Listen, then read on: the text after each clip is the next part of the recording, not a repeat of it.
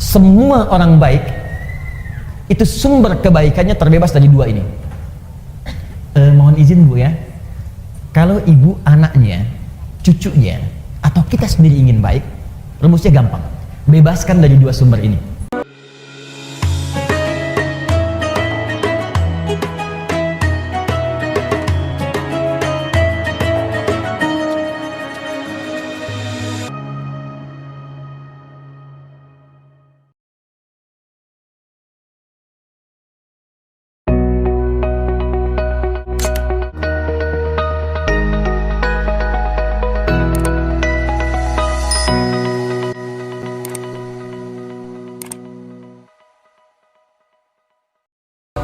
Innama bu'ithu liutammima salihal akhlaq.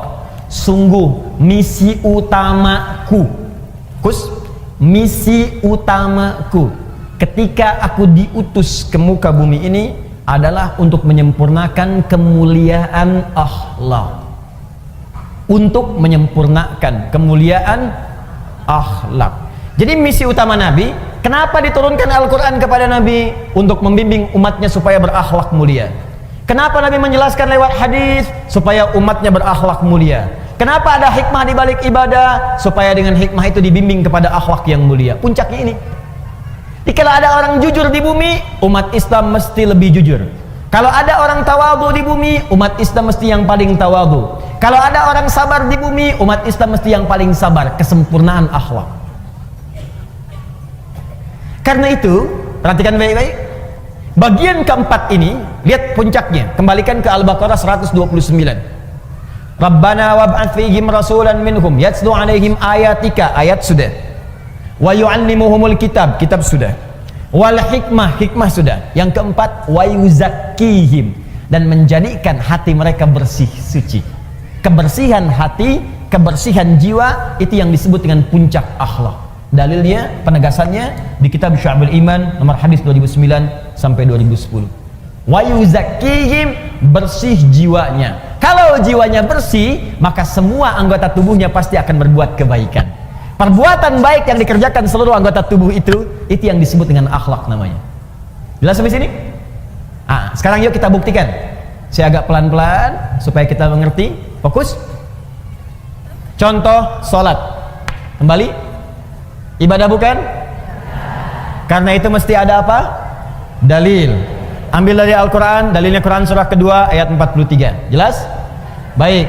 Caranya bagaimana? Yu'allimuhumul kitab, lihat di Al-Bukhari hadisnya, lihat di Muslim. Ini cara salatnya. Jadi nggak boleh ngarang-ngarang cara salat sendiri, tidak boleh. Yang ketiga, hikmahnya apa? Tadi hikmahnya untuk pembuktian kita sebagai seorang hamba. Misal dalilnya Quran surah ke-20 ayat ke-14. Hikmahnya apalagi tadi? Untuk mendatangkan kebahagiaan. Misal Quran surah ke-23 ayat 1 sampai 2. Qad aflahal mu'minun, sungguh orang beriman akan menggenggam kebahagiaan dan kesuksesan. Apa amalannya? Ayat keduanya, alladzina hum fi salatihim khashi'un, yaitu orang-orang yang salatnya khusyuk. Di puncak kebahagiaan bisa diraih dengan salat yang khusyuk. Nah, sekarang bagian terakhir. Salat yang baik itu pasti akan berdampak kepada akhlak. Akhlak yang mulia. Maaf, mata orang yang salat pasti baik. Telinga orang yang salat pasti mendengar yang baik. Tangan orang yang salat mengerjakan yang baik. Kaki orang yang salat akan melangkah kepada yang baik. Apa dalil dari semua ini? Semua perbuatan ibadah puncak tertingginya akhlak. Dalilnya diantaranya buka Quran surah ke-29 ayat ke-45.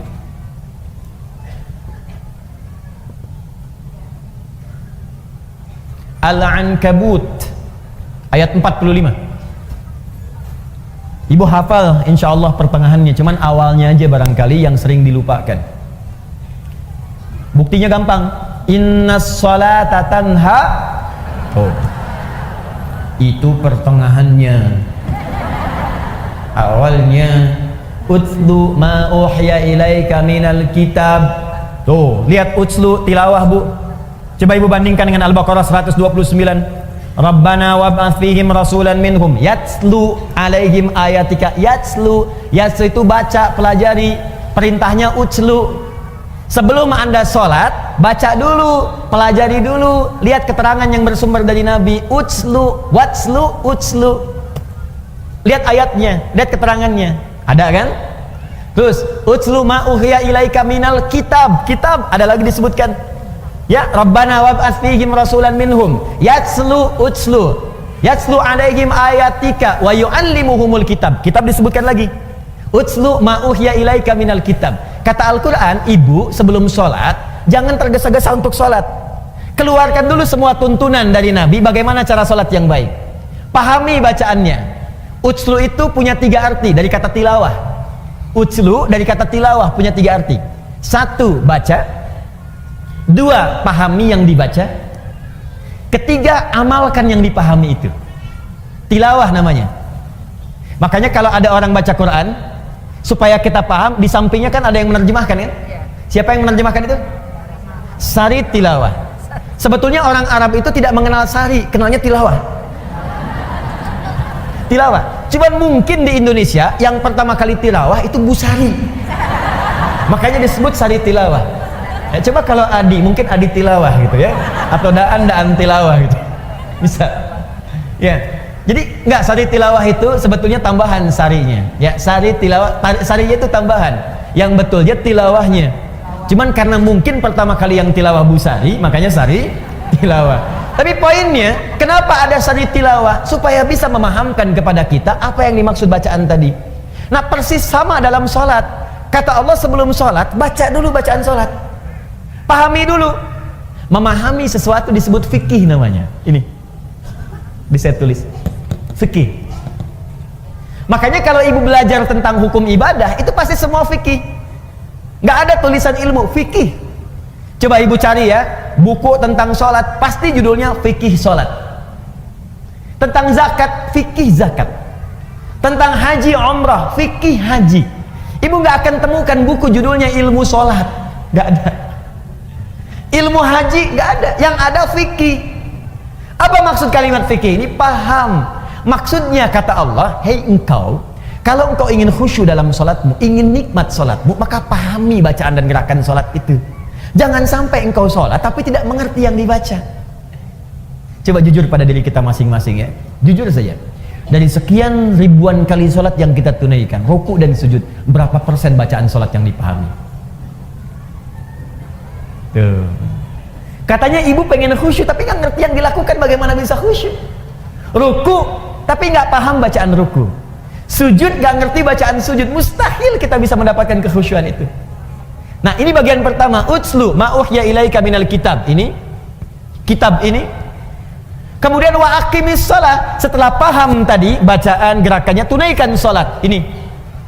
Sekarang perhatikan, apa hikmah tertinggi dari salat itu? Teruskan ayatnya.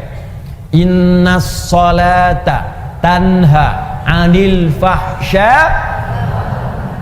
Itulah akhlak. Kata Allah, kalau sholat seseorang benar, maka ukurannya adalah dia akan terbebas dari perbuatan keji dan mungkar. Di sholat yang ditunaikan dengan benar, sholat yang ditunaikan dengan benar, ada alif lamnya bu, ingat ya, ada alif lamnya. Kalau tidak ada alif lamnya, sholat itu artinya umum, sholatnya bebas. Ibu mau cepat-cepat, mau lambat silahkan, mau khusyuk, mau tidak, bebas. Tapi kalau ada alif lamnya disebut alif lam ma'rifah, khusus sesuai ketentuan. Dan semua bacaan sholat dalam Al-Quran, semua bacaan sholat, kalimat sholat dalam Al-Quran yang bermakna ibadah, dari mulai takbir sampai dengan salam, seluruhnya menggunakan alif lam. Kalimat sholat pertama Al-Baqarah ayat 3, alladzina yu'minuna bil ghaib wa yuqimunas sholat. Al-Baqarah 43, wa aqimus sholat. 45, wasta'inu bis sabri was sholat. 153, ya ayyuhalladzina amanu ista'inu bis sabri was sholat. 238, hafidhu alas sholawat. Quran surah ke-11 misalnya ayat 114, aqimis sholat tarafail lail. Quran surah ke-17 ayat ke misalnya 78, aqimis sholat liduluki syamsi. Selalu pakai alif lam. Itu artinya kalau kita sholat mesti benar. Nah, kalau sholatnya benar, apa dampaknya dari situ? Akhlak. Tanha 'anil fahsya'i wal munkar. Maaf, Semua orang baik itu sumber kebaikannya terbebas dari dua ini. Mohon izin Bu ya, kalau ibu, anaknya, cucunya, atau kita sendiri ingin baik, rumusnya gampang, bebaskan dari dua sumber ini, tidak ada yang ketiga. Di keburukan itu cuma dua, kalau bukan fahsya pasti mungkar, kalau bukan fahsya pasti mungkar. Apa itu fahsya? Keji. Apa itu keji? Fahsya. Fahsya keburukan yang bersumber dari syahwat. Pornografi, porno aksi, LGBT, yang jorok-jorok, yang kotor itu fahsya. Awas, hati-hati. Saya ulang ya. Pornografi, porno aksi, LGBT, homo, lesbi, transgender, sejenisnya itu fahsya namanya. Jadi mustahil ada orang sholat berbuat fahsya, mustahil. Makanya ketika seseorang sholatnya benar, itu pasti akan memberikan perisai pada dirinya dari perbuatan fahsya. Nih Bu ya, gak usah jauh-jauh. Kalau sholat kita benar, ibu lihat gambar di handphone, buka misalnya, ya, begitu ingin lihat berita, tiba-tiba ada gambar yang tidak elok. Itu kalau sholat kita benar, dalam hati kita ada yang disebut dengan burhan namanya. Apa namanya? Burhan. Itu ada Ustadz Yusuf Burhan. Burhan, laula an ra'a burhana rabbi. Burhan. Burhan itu petunjuk Allah. Saya ulang ya. Burhan itu petunjuk Allah yang muncul dalam hati, yang menjauhkan kita dari maksiat. Petunjuk Allah yang muncul dalam hati, yang menjauhkan kita dari maksiat. Nabi Yusuf pernah diajak berduaan oleh seorang perempuan, istri seorang pembesar, untuk melakukan hubungan yang tidak dibenarkan. Ya, ini dalil tidak dibenarkannya. Awas, perbuatan zina di luar nikah. Hati-hati di surat Yusuf. Ya, walaqad hammat bihi, ya, wa hamma biya laula an ra'a burhana rabbi. Perempuan itu mengajak Yusuf untuk berduaan. Perempuan itu telah memiliki suami. Yusuf belum menikah sama sekali, diajak berduaan. Ini dalil jelas dalam Al-Quran tidak diperbolehkannya hubungan seksual di luar pernikahan. Jadi nggak usah bikin disertasi, capek. Ya, tidak, satu ayat baca selesai. Ini artinya orangnya jarang baca Quran. Balik ke sini. Ketika kemudian ditampakkan oleh Allah, laula ara'a burhana rabbi, kalau dia tidak merasakan, melihat burhan, petunjuk di hatinya dari Allah, ini salah, jangan lakukan. Kalau Nabi itu pasti dijaga, maksum. Nabi nggak mungkin berbuat maksiat, dijaga. Kalau kita karena bukan Nabi, dorongan nafsu itu ada, tapi oleh Allah diberikan pancaran di hatinya supaya mencegah dia berbuat maksiat. Makanya ibu sering dengar suara hati ketika berbuat salah. Kalau nggak percaya begini Bu, tes ya, tes. Masih ada nggak nih? Nanti keluar dari sini, ibu coba pakai sendal orang lain. Ngetes, awas, bukan dia lakukan, ngetes. Pakai aja, punya saya, kata Ustadz Adi. Ini cuman cek ya. Lihat sini, ibu pakai, begitu ibu pakai itu, nanti akan ada suara hati dalam benak kita. Itu bukan punya kamu, pasti itu. Ada snack aja, snack dikasih itu, di samping misalnya ibu mau ambil aquanya, ketika itu bukan untuk ibu, hati ibu akan mengatakan itu bukan punya kamu. Iya, selalu begitu. Itu burhan namanya. Nah makanya orang-orang yang sholatnya bagus, itu pasti sinyal burhannya kuat Bu.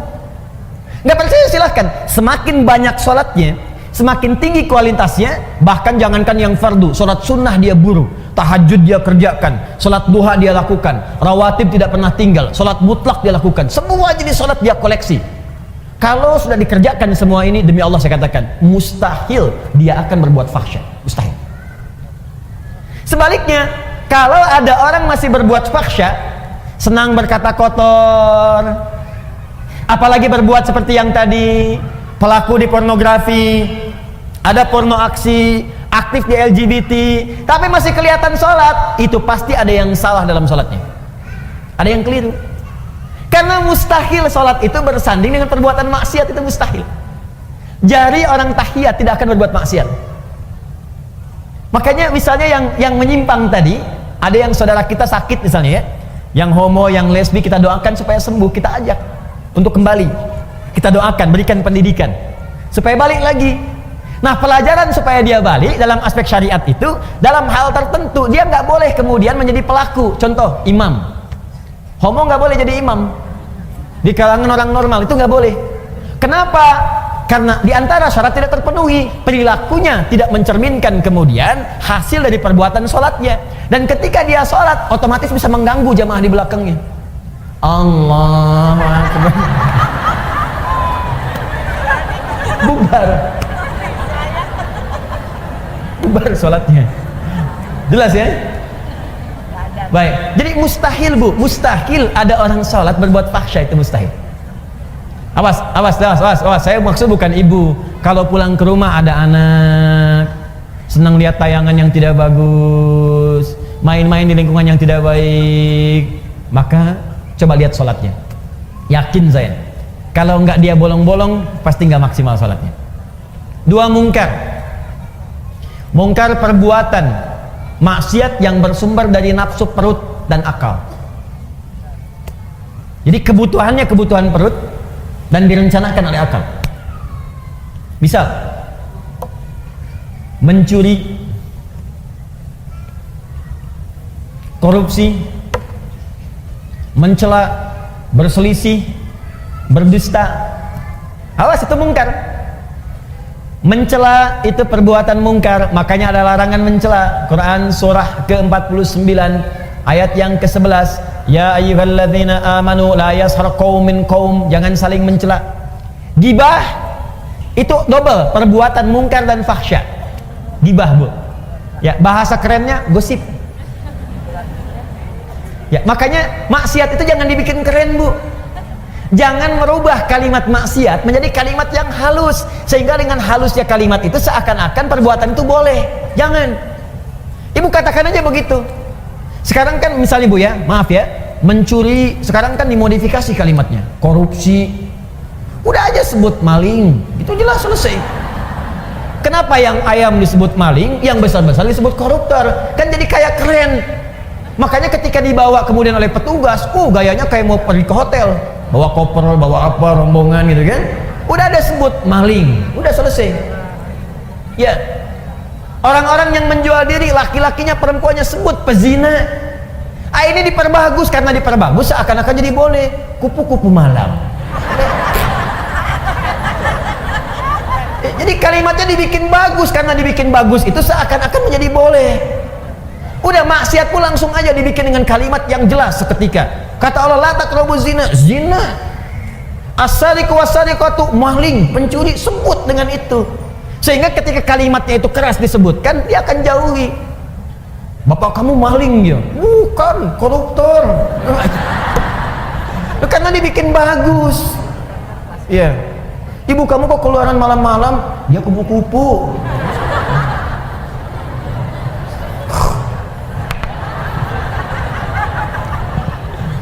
Paham?